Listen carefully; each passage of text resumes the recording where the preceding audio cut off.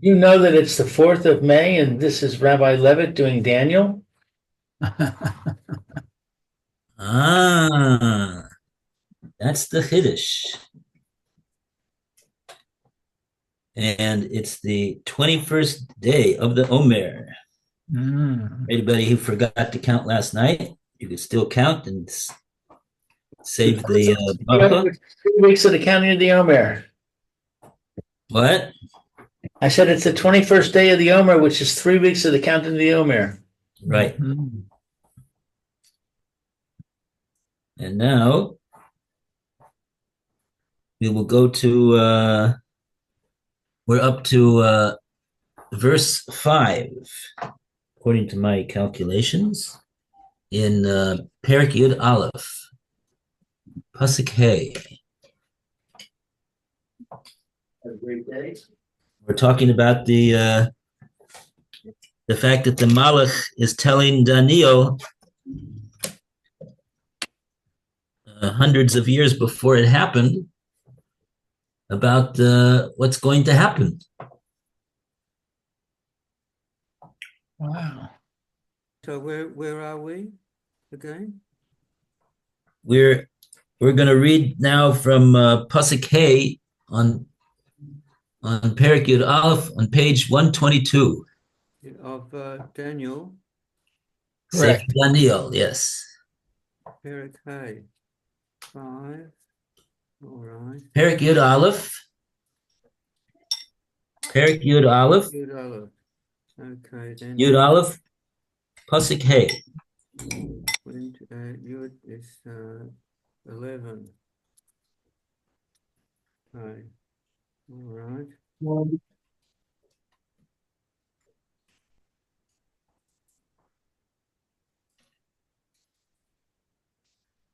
Okay. So we call upon Roy to start off the reading.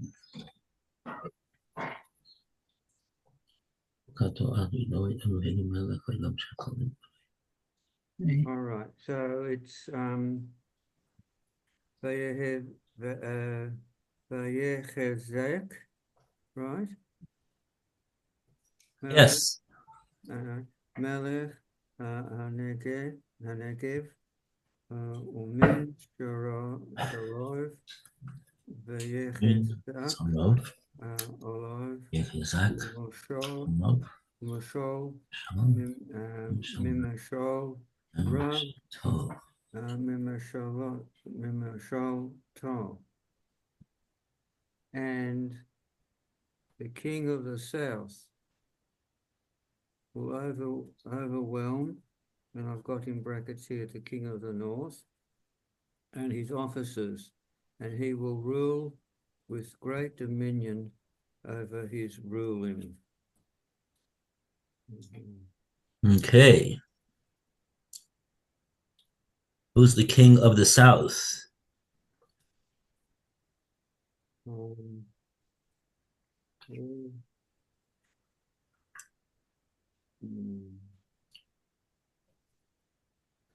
Melech HaNegev. I've got here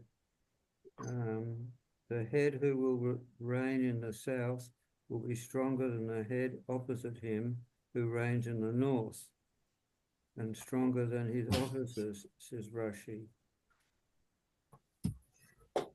From the volumes of ancient history, we learn that of the 4 kings who succeeded Alexander, only 2 remain powerful.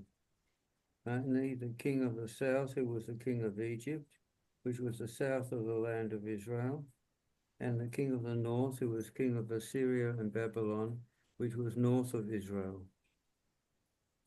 The king of the north, who reigned in Assyria and Babylon and built up Antioch, was named Seleucus the first Nicator, son of Antiochus, who founded the Seleucid dynasty. And it goes on a bit about the history there. And it finishes off with Seleucus Nicator, who was originally a general in Ptolemy's army, will take over the throne from him and rule over the north, which covers a larger area than the kingdom of the south. Anyway. Okay.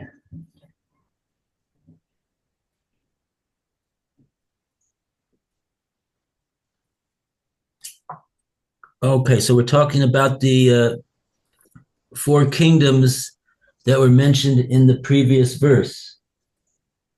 Mhm. Okay. Should we read we have notes in the art scroll on the fifth verse. Anybody want to read those?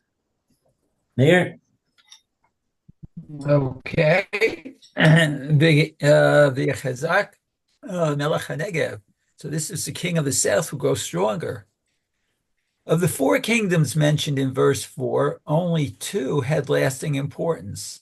The southern, Egypt, whose ruler Ptolemy the First, and let's see, so what's this? Syria, where Seleucus, Nicanor, son of Antiochus, founded the Seleucid dynasty.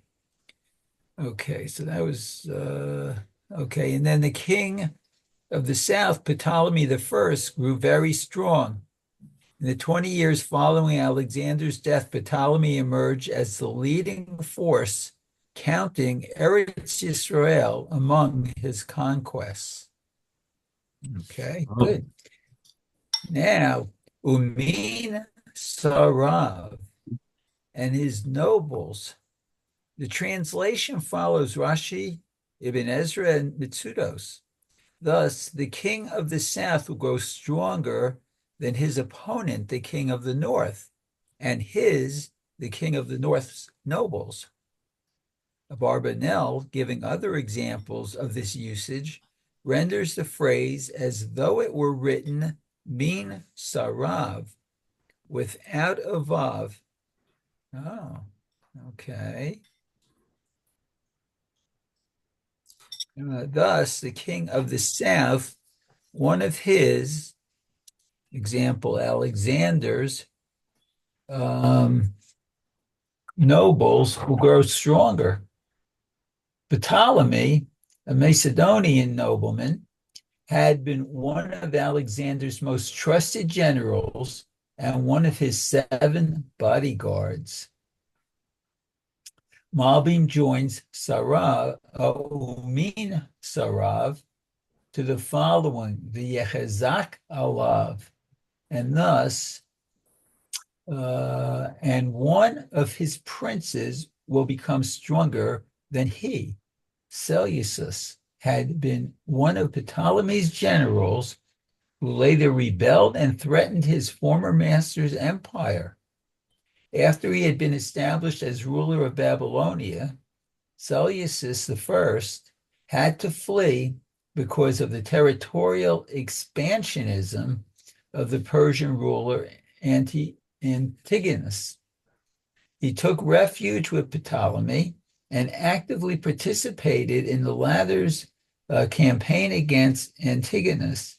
When Antigonus was defeated, Seleucus returned to his kingdom. Okay, and then Umashal, Mimshal, Rav, Memshalato. His dominion will be great, a great dominion. Malbim renders Memshalato as if it were Mi Memshalato. Thus, and he will rule, his dominion will be greater than the king of the south's dominion. After Antigonus's defeat, Seleucus I returned to Babylonia. He then proceeded to enlarge his kingdom eastward to India and westward to Syria, where he built his capital, Antioch, and to the Mediterranean. He continued his expansion until his kingdom included all of Alexander's Asian conquests. He was killed while on a campaign to conquer Macedonia. Oh, Okay. Good. Okay, so that's a little bit about the four kingdoms. And now we go to Pasuk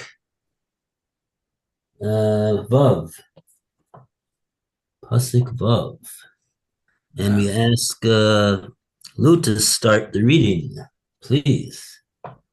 Locates Shanim Yischabaru Uvas Melech Hanegev Tavo El Melech Hatzafon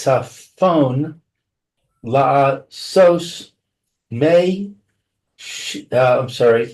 May Sharim below Sa Tzor Koach Hazroa Velo Ya'amod Uzero Visina Sain He Umevi Eha Vahayol Ga Bamachazika Ba'itim. Let's see. Long pasuk. Yeah.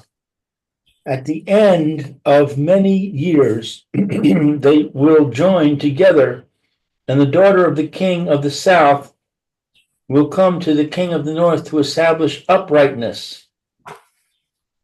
But she will not restrain the power of the strong arm, nor will the king nor his arm withstand. So she and those who brought her will be surrendered, as well as the one who fathered her and he who supported her in times of need.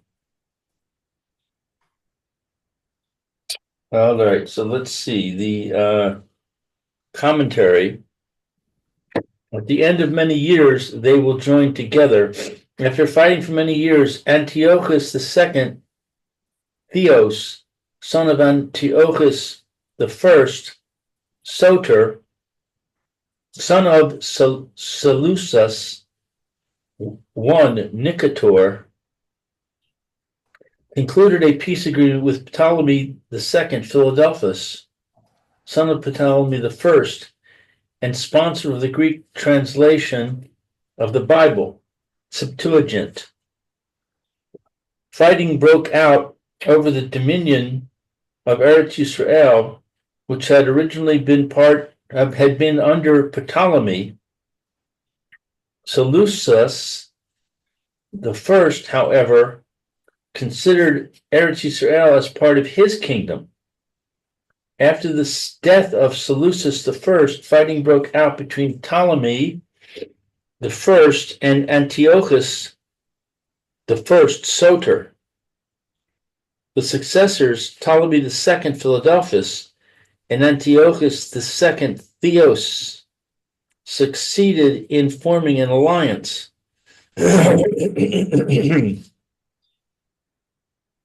And the daughter of the king of the south will come to the king of the north.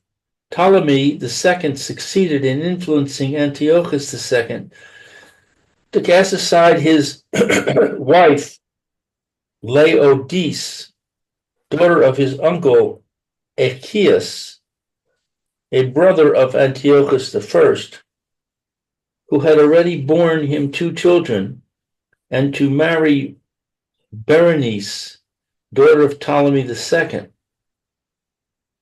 But she will not restrain the power of the strong arm. After Ptolemy's death, Antiochus II left Berenice and the son she had borne him in Antioch and went to live with his previous wife, Laodice.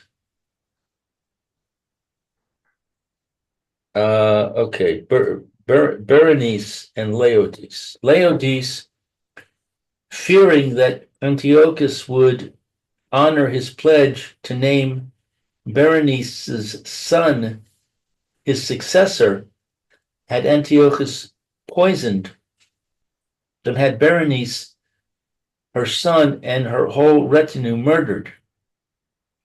Wow. Barbanel apparently understands the power of the arm to refer to the power of the kingdom. He must then translate velo tatsor, it will not restrain. Malbim understands power of the arm to refer to the power of Antiochus. He translates velo savtsor as she will not restrain. That is, Berenice could not keep Antiochus from rejoining his former wife.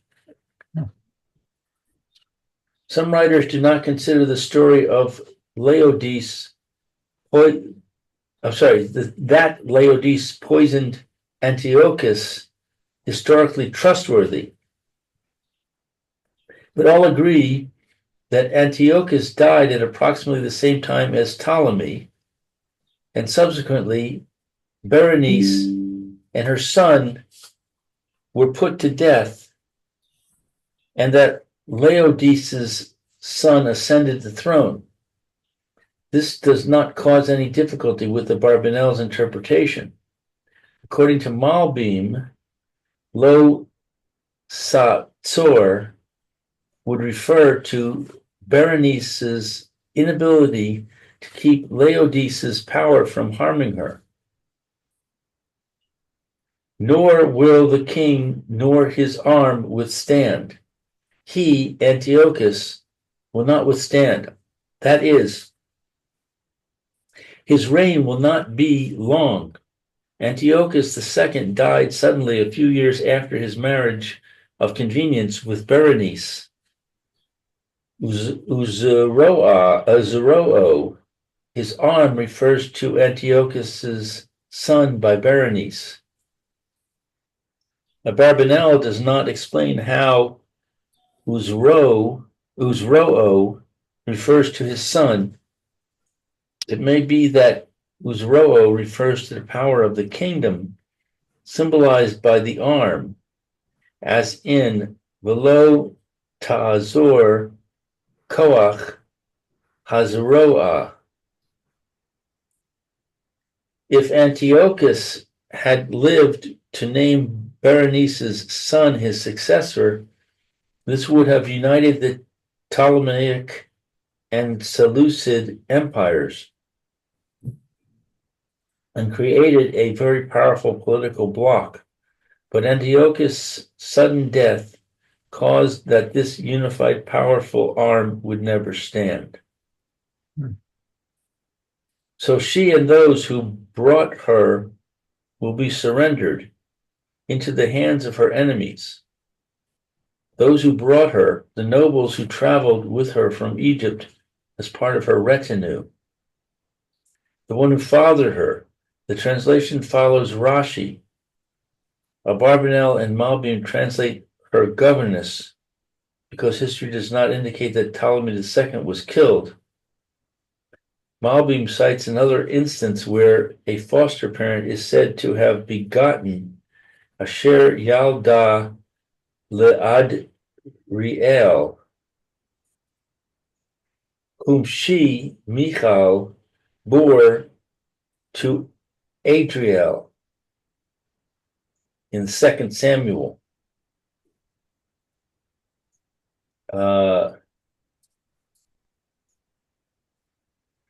This means not that Michal was the physical mother of these children, but that she raised them. And he who supported her in times of need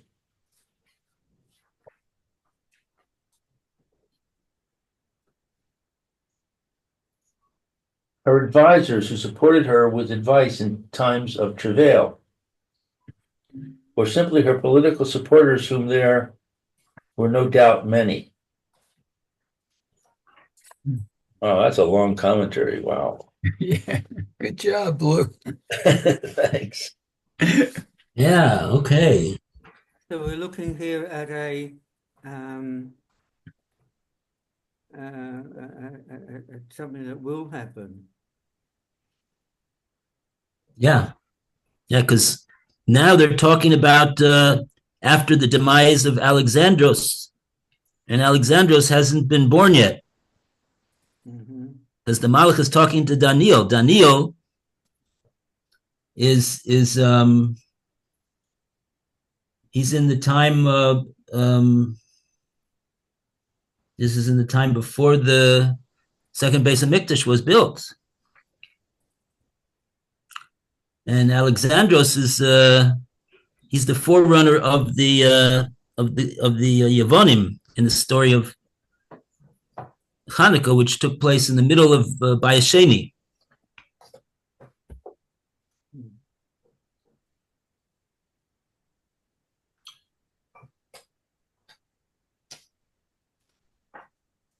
So this is nearly 200 years before this is all going to actually happen historically. The communication that the Malach is telling to Daniel.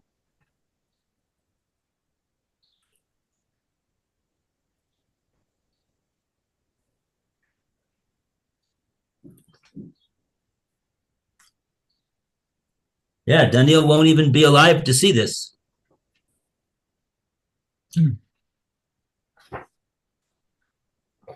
Daniel will be or won't be? Will not be. Will not be. So why is he being told this? Why is he being told all of this? That's a good question.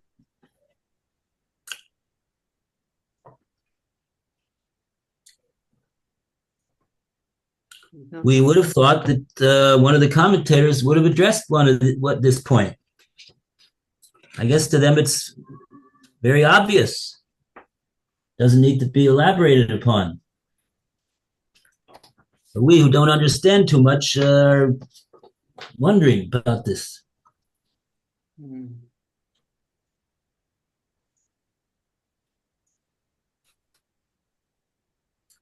Yeah, even the art scroll, I would have thought that they themselves would have piped up and said something. I don't recall any comment of theirs either. I think Lou had a similar question about this the last time we had this communication to Daniel. Why do we need to be told all of this?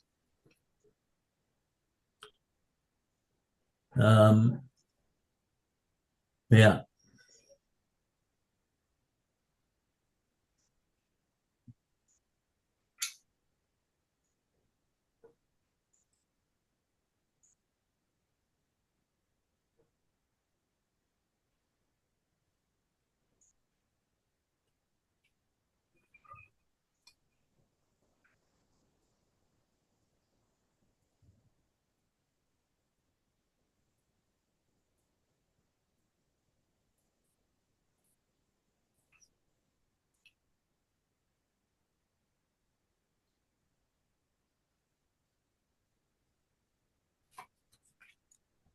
Yeah.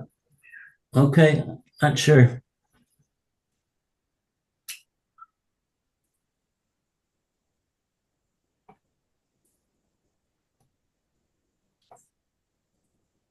Yeah.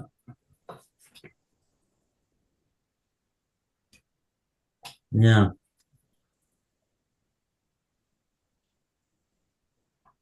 I don't even remember anything in the introduction that we read to Sefer Daniel, anything about this either.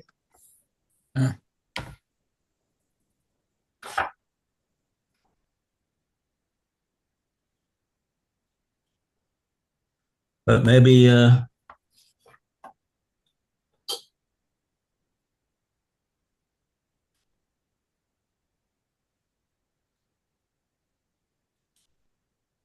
Yeah, we had one of the sections of the overview of Daniel discussed the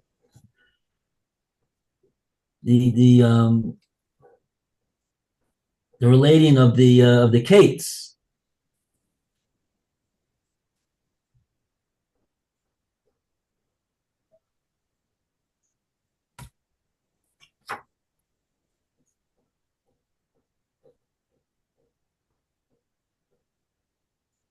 But we said that they're really hidden. We can't really figure them out. Hmm.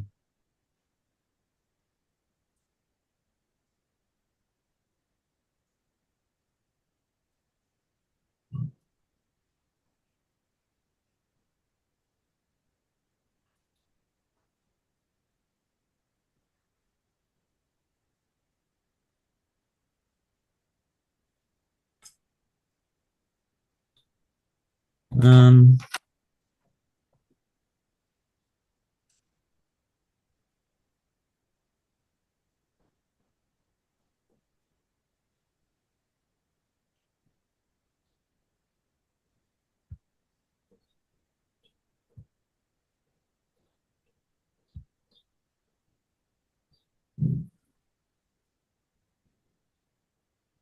yeah, that's the main message that they're pointing out with the discussion about the Kates, that Daniel was enjoined not to reveal it. Hmm.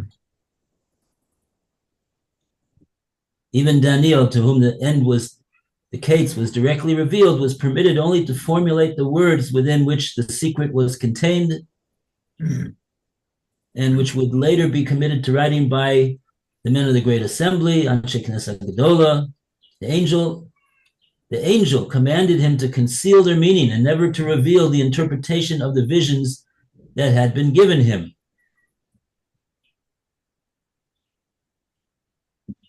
So the Kates is hidden, there's no knowledge of it.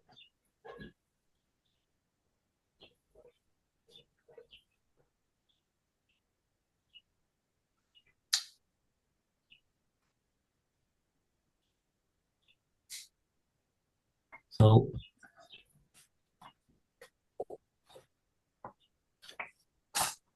what about the other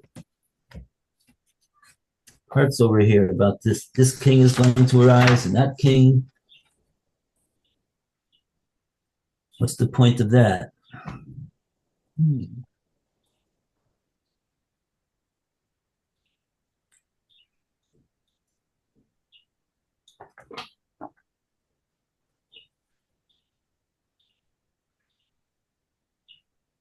Not sure.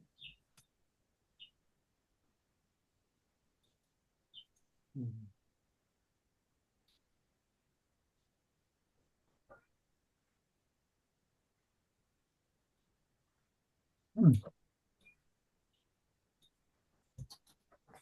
Yeah.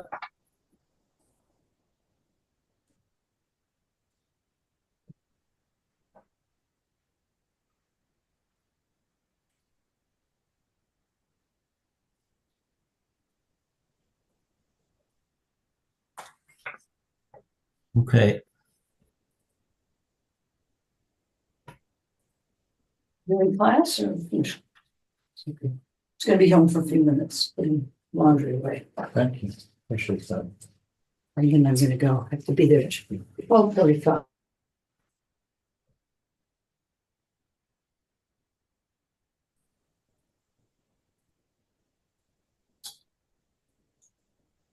Hmm. We should go on.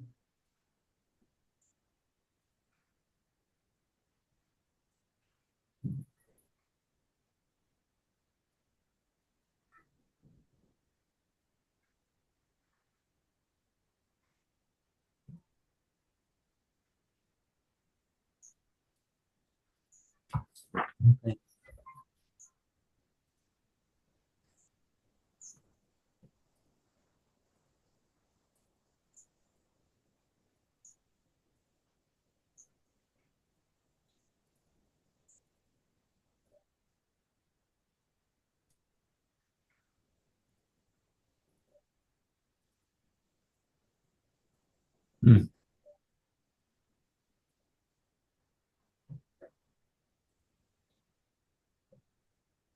Okay.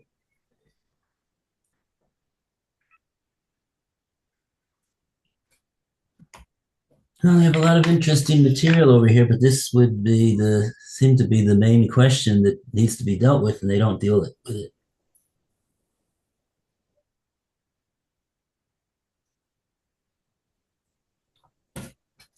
Okay, well, we commend the question. Question is a good question. We have to look carefully into the psukim, into the Meforshim, to see if we get some inkling. Maybe it'll become clear later on at the end of all of this. Maybe some psukim will clarify for us what's the purpose of the Malach telling Daniel all this. Okay, but in the meantime, we're in the middle. Yep. Okay, so let's go to the next pasuk. The next pasuk is pasuk Zion.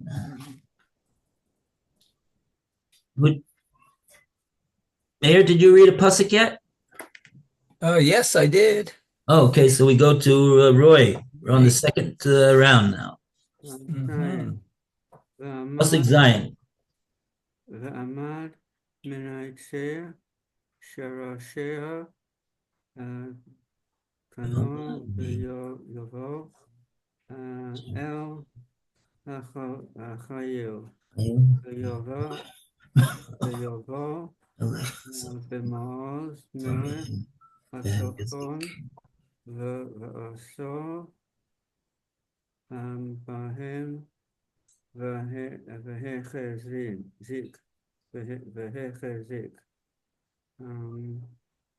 a scion of her roots will arise in his position, and he will come to the army, and he will come to the stronghold of the king of the north, and he will succeed them and take hold.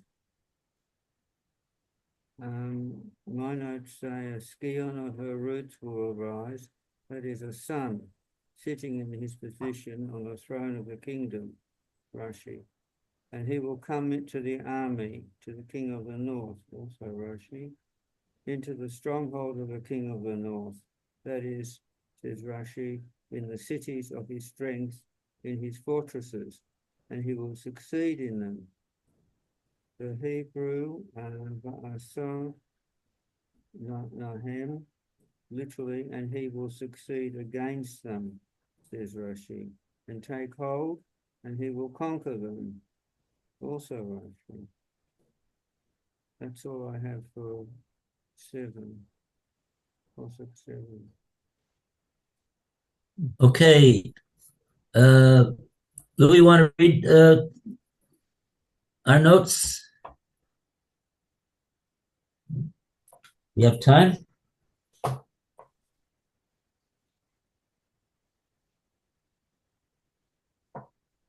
Oh, you're mute, Lou. Muted. Sorry about that. A scion of her roots will stand firmly. Literally, there shall arise from a branch of her roots.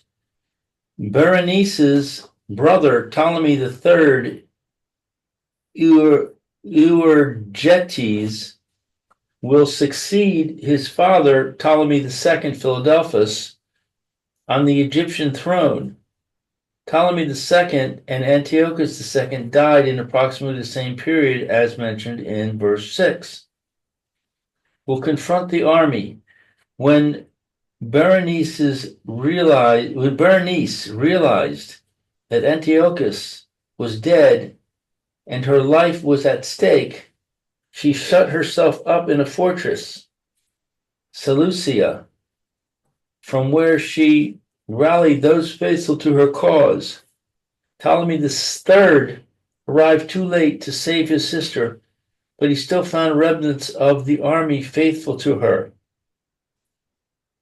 This rendition, however, makes Viavo ha b'maoz repetitious. It should have been written Viavo el hachayil b'maoz. Barbanel, however, renders el hachayil as if it were im hachayil, with the army, and enter the stronghold. Ptolemy the third captured the principal cities of the Seleucid kingdom, Seleucia and Antioch. He will succeed against them, literally will do in them. Ptolemy succeeded in conquering huge parts of the Seleucid kingdom. The boundaries of his conquest are not clear, but it is certain that they were tremendous, and that Eretz Yisrael was included. Malbim relates that he avenged his sister's death by putting Laodice to death. Abarbanel notes that he killed Seleucus II, Callinicus, Laodice's son and successor to Antiochus' throne. Both these assertions are not reported in the histories. Thank you, Rabbi. Okay, all guests, have a great day and a good week. Okay. Shavua Tov. Shavua tov. See you soon. Yeah.